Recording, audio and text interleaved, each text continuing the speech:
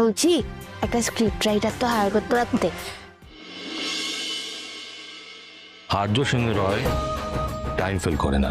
কিন্তু স্যার আপনি এভাবে ওকে নিয়ে কি কেন কি অসুবিধা? ওকেই তো দায়িত্ব সামলাতে হবে, তো আসুক অফিসটা দেখুক। কি রাজনন্দন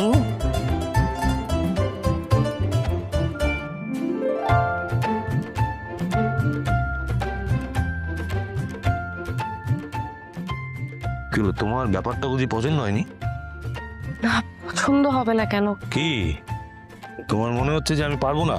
কিন্তু স্যার আপনি ওকে কোলে নিয়ে কি করে এত ইম্পর্টেন্ট একটা প্রেজেন্টেশন আপনি দিন, আমাকে দিন, আমি নিয়ে নিচ্ছি। বুঝতে পারছি না, দাঁড়াও। মানে বেবি কোলে নিয়ে কত মানুষ, কত মা বাবা কত কাজ করে বলো তো। তুমি কি জানো বেবিকে কোলে নিয়ে পার্লামেন্ট সামলায়? আমি দেখেছি, ইটভাটিতে কাজ করতেও দেখেছি, সন্তানকে তার মাকে। আমি পারবো না। এই যে দেখো আঙ্কেল আন্টিদের দেখো, সে হাই, হ্যালো হ্যালো। কি হলো? আপনি পারেন বটে। হ্যাঁ আমি পারি, because I am the best. আমি বেস্ট বাবা, বেস্ট হাজবেন্ড। ইয়েস, ওয়েট করছিলাম। তাহলে এখন মিটিংটা শুরু করি। আমি তো রেডি প্রেজেন্টেশনের জন্য। আপনারা রেডি? ইয়েস। Let's start. চলো।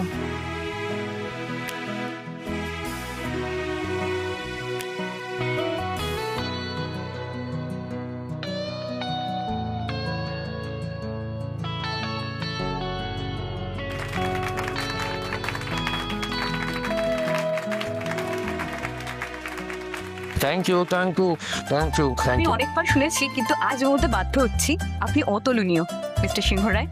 Is it? হ্যাঁ, মায়েদের কিন্তু অনেক দায়, সংসার সামলানো, ঘর সামলানো, তার সাথে অফিস সামলানো এবং বাচ্চাও সামলানো। তাই তারা অফিসে বাচ্চাদের নিয়ে আসতে বাধ্য হন, কিন্তু আপনি আজ একটা দৃষ্টান্ত তৈরি করলেন সব বাবাদের কাছে, চাইলে বাবারাও পান।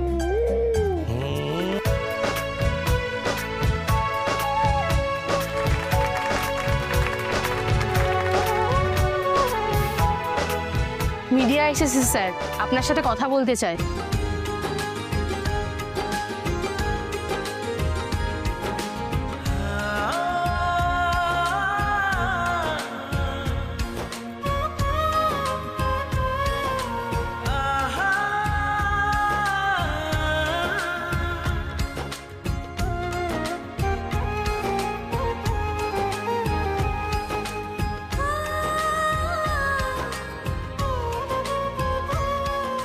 আমি সব পেয়েছি মা, সব। শুধু তোর আর তোর মায়ের জন্য আমি সব পেয়েছি। আমার জীবনটা নিঃস্ব হয়ে গিয়েছিল, শূন্য মনে হয়েছিল আমার সব সময়। তোরা বড়িয়ে দিয়েছিস। আমার আর কিচ্ছু চাওয়ার নেই মা, কিচ্ছু নেই। Thank you Aparna.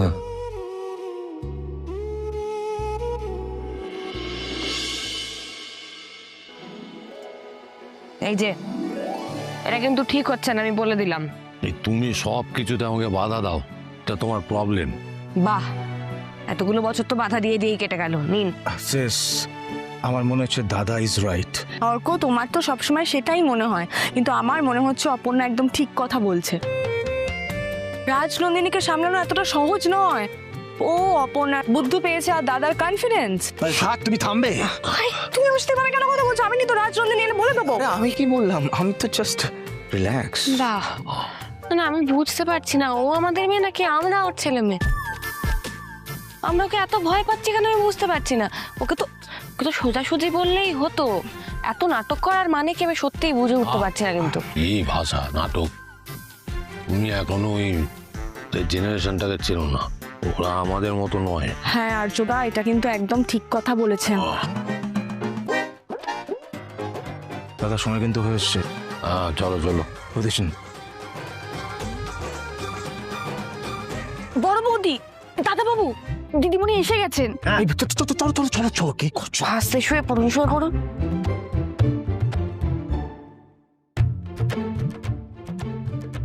কি বলছি এতক্ষণ এত কথা বলে এখন হাসি মুখে ওকে তুমি রিসিভ করতে যাচ্ছ? আরে বাবা কি বোঝালাম, তোমার দাদা অসুস্থ আর তুমি হাসছো।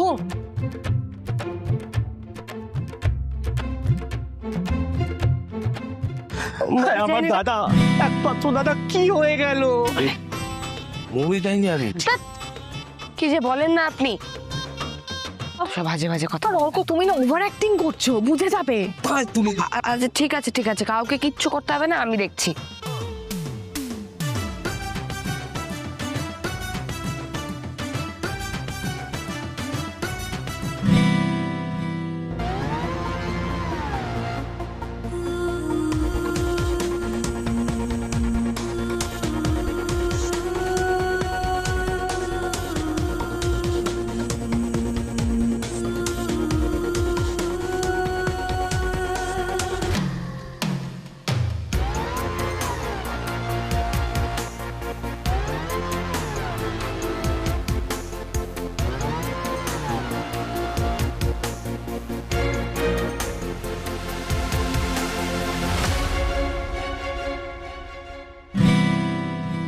কে সোনামা নাকি?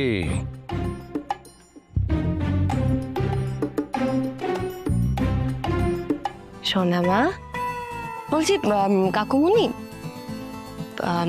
বলছি আমার ওই পপকর্ন আর কোল্ড ড্রিঙ্কসটা কোথায়? পপকর্ন কোল্ড ড্রিঙ্কস আগে তো ঢুকে অসুস্থ মানুষটাকে দেখবে, তা না হয় তুমি আমাদেরকে এই সব কিছু বলছো। কেমন বললাম বলো তো, শুধু জিজ্ঞাসা করলাম কোল্ড ড্রিঙ্কস আর পপকর্ন আছে কিনা। কিন্তু এরকম একটা সময় পপকর্ন কোল্ড ড্রিঙ্কস? না মানে এত সুন্দর ফ্যামিলি ড্রামা দেখবো আর কোল্ড ড্রিঙ্কস পপকর্ন থাকবে না? হয়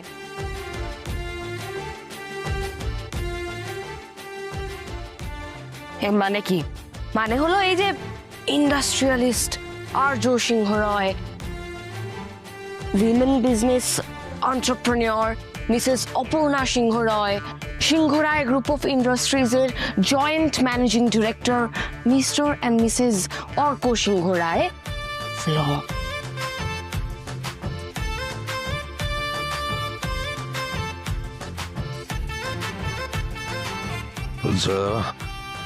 তুমি, তোমার মা, তোমার সম্মানীয় বাবা,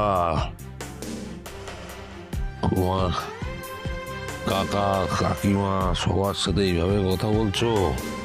ও জেনারেশনটাই গেছে।